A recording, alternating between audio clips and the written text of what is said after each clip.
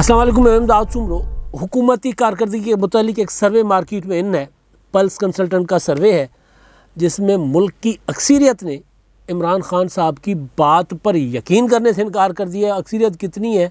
वाज़े अक्सरियत 57% लोग इनकारी हैं कि जिन्हें इमरान खान साहब जो बातें कर रहे हैं उन पर यकीन नहीं है, और 75% लोग समझते हैं कि इमरान खान साहब की मुआशी पॉलिसियों की सिमत दुरुस्त नहीं है, मुआशी सिमत दुरुस्त नहीं है।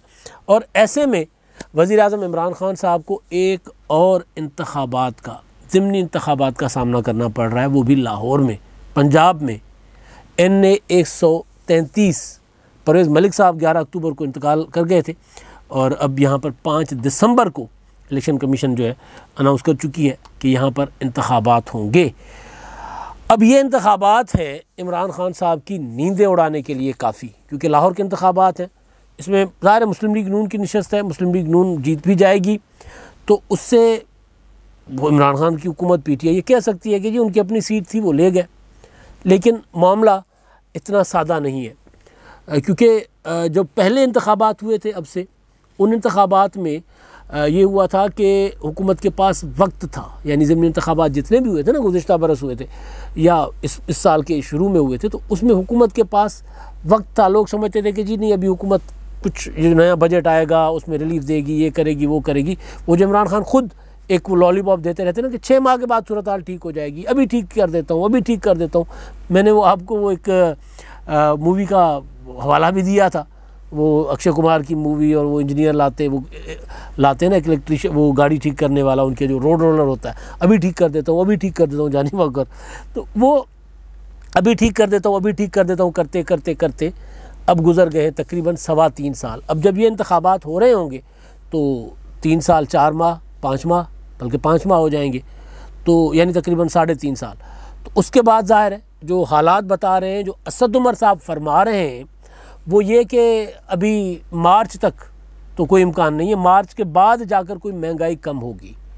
यानी एक तरफ सर्वेज़ हैं जो ये बता रहे हैं कि लोगों ने कानों को हाथ लगा दी है, तौबा तौबा कर दी है लोगों ने कि जी नहीं, इस हुकूमत की कोई मुआशी सिमत है ही नहीं। 75% लोग अगर इस सर्वे को, क्योंकि 2% माइनस प्लस होता है इसका, और ये सर्वे अगर हम इसको बहुत ज़्यादा सच ना भी माने, अगर कोई किसी हद तक माने, तो भी ये अलार्मिंग है इमरान खान साहब की हुकूमत के लिए।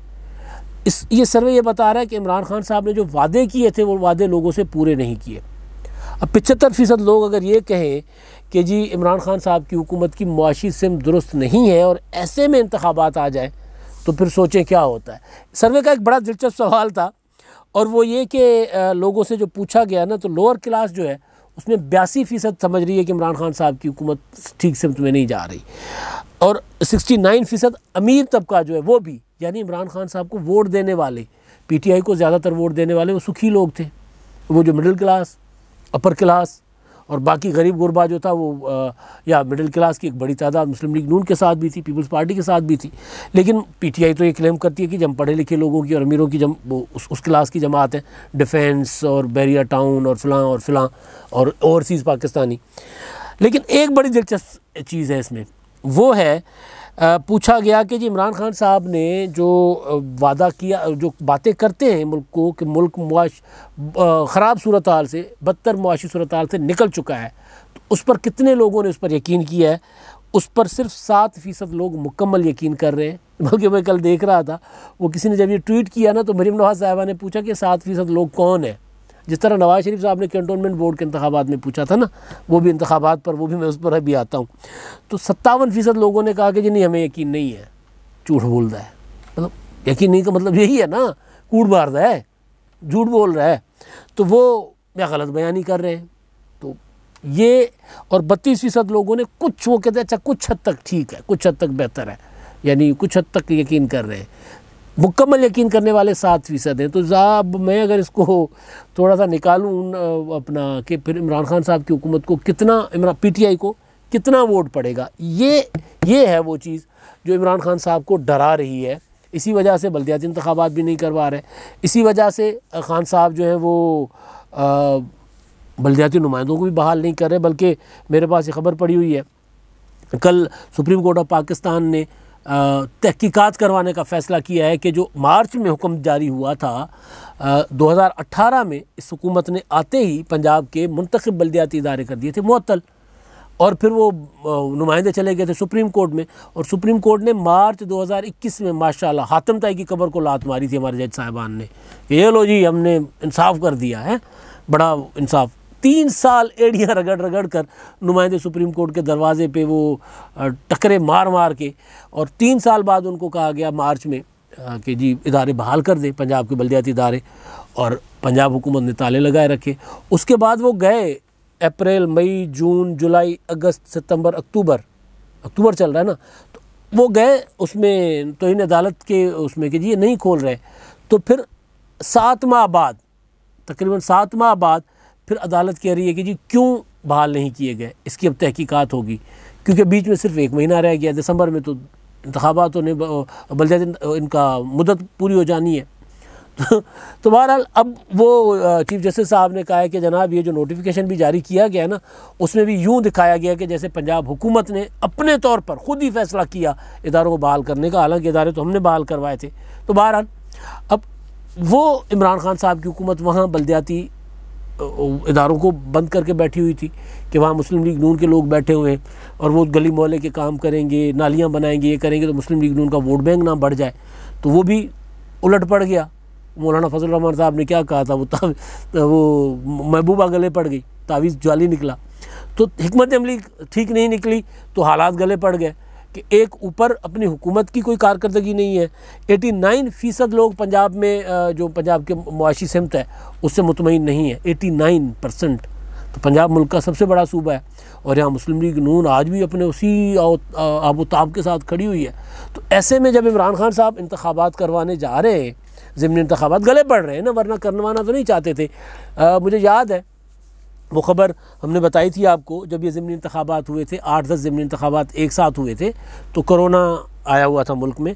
तो उसमें कुछ 4-5 हल्के सिंध के थे, 2-3 हल्के पंजाब के थे, 1 हल्का बलूचिस्तान का था और 1 हल्का वो था खैबर पख्तूनख्वा का। उसके बाद फिर नौशहरे का भी आ गया था, यानी 2 हल्के खैबर पख्तूनख्वा, कोई 12-13 हल्के थे जो जहाँ इलेक्शन होने थे ज़िमनी इंतखाबात। तो इमरान खान की हुकूमत जो थी वो जब उनको वफाकी हुकूमत और तीनों सूबाई हुकूमतें जब इलेक्शन कमीशन बुलाती थी कि जी ज़िमनी इंतखाबात करवाएं, तो ये तो नहीं करवाएंगे, कोरोना बहुत है, यानी ऐसे कानों को हाथ लगाते थे कोरोना की आड़ में। और कोरोना में जब लॉकडाउन की बात होती थी तो मुखालफत करते थे। तो बहरहाल वो काफ़ी 2, 4, 5, 6 माह 7 साल डिले के बाद फाइनली वो वहाँ पर ताज हैदर नुमाइंदगी कर रहे थे मुर्जा वहाब सिंध हुकूमत की, उन्होंने इलेक्शन कमीशन को कहा कि जी इलेक्शन आप एक एक करके करवा लें, बाकी सारा कुछ चल रहा है तो इंतखाबात भी करवा लें। तो हुकूमत नहीं मान रही थी लेकिन इंतखाबात करवा दिए थे इलेक्शन कमीशन ने। और फिर वही निकला डर जो था इमरान खान की हुकूमत को कि भाई हम तो हार जाएंगे, तो फिर ऐसे हारे कि दुनिया ने देखा। लेकिन तब तो हुकूमत के पास थोड़ा सा वक्त था, एक बजट और आना था, तब लोग कुछ ये उम्मीद लगाकर बैठे हुए थे कि यार ये हुकूमत थोड़ी बहुत कारकर्दगी दिखाएगी। अब क्या है, डॉलर 174 को छू रहा है, पेट्रोल 138 को पे चला गया हुआ है, जो घी की कीमतें, तेल की कीमतें, आटे की कीमतें गरीब की पहुंच से दूर हो गई हैं। और हुकूमत खुद एतराफ़ कर रही है, पहले कहती थी महंगाई कम करेंगे, अब कहती थी महंगाई हमने क्या कर सकते हैं, दुनिया में महंगाई है कि तो हम क्या कर सकते हैं। तो ज़ाहिर है ऐसे में तो फिर लोग तो हुकूमत पीटीआई की तरफ रुजू नहीं करेंगे। अब ऐसे में इंतखाबात पड़ गए हैं गले में, एक और इंतखाबात, कंटोनमेंट बोर्ड के इंतखाबात, वहाँ पे लाहौर से सफाया हो गया, मुल्तान से सफाया हो गया, रावलपिंडी से सफाया हो गया, आ जाके गुजरांवाला कुछ मिला थोड़ा सा केपी की, बल्कि पेशावर से सफाया हो गया। मतलब पेशावर में तो आलम ये है कि भाई वहाँ पीपल्स पार्टी का नामो निशान नहीं, वो पीटीआई से ज़्यादा आगे निकल गई। तो पंजाब में मुस्लिम लीग नून ने हर तरफ धो दिया सिवाय गुजरांवाला के। तो वो इंतखाबात डरौना ख्वाब बने। बल्कि उस इंतखाबात में तो जो मैं बात कर रहा था, मियाँ नवाज शरीफ साहब ने कहा था कि यार ये जो जिन लोगों ने वोट दिए हैं ज़रा पता तो करें ये कौन से लोग हैं जो आज भी इस हुकूमत से मुतमईन हैं। वो जो मरीम नवाज साहबा कह रही नहीं, 7% लोग कौन है जिनको यकीन है कि इमरान खान की पॉलिसियाँ ठीक है, मुतमईन है।